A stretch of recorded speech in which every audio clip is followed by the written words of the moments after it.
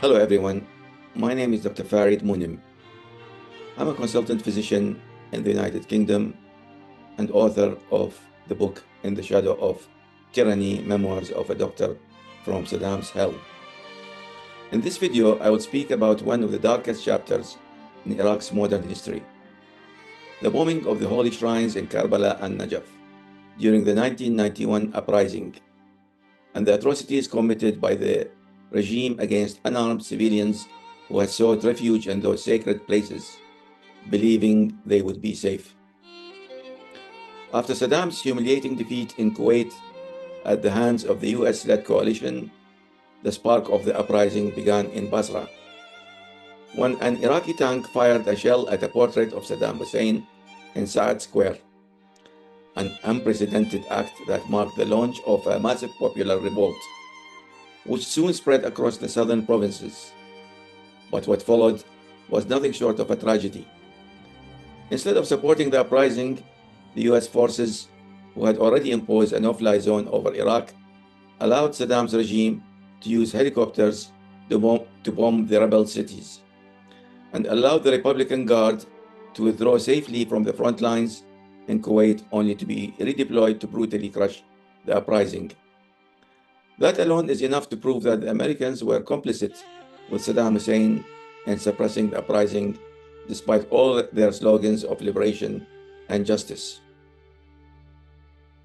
In Karbala, Saddam's son-in-law Hussein Kamel gave direct orders to bomb the shrine of Imam Hussein ibn Ali. Not only that, he arrogantly declared, "I am Hussein and you are Hussein. Let's see who will win."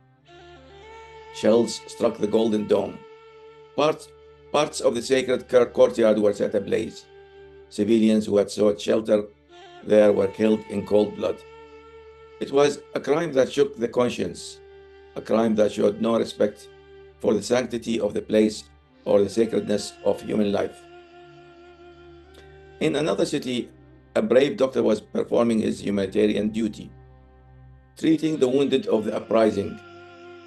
Security forces stormed into the hospital, shot him in front of his colleagues, and left his body lying in the hallway for 3 full days.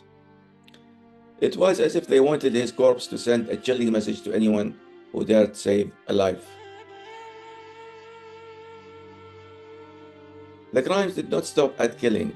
They extended to sexual violence and rape of women in the rebellious cities. I personally witnessed a scene I will never forget. It was in the city of Amara, when soldiers from the Republican Guard stopped a small civilian minibus. They boarded the bus and forcibly took 3 young women in front of the other passengers, dragging them away to an unknown destination. I saw it with my own eyes. I couldn't utter a word. Fear was suffocating me, just as it was suffocating my conscience. My military unit was deployed to Amara, and I joined them. When I arrived, I found a city utterly destroyed.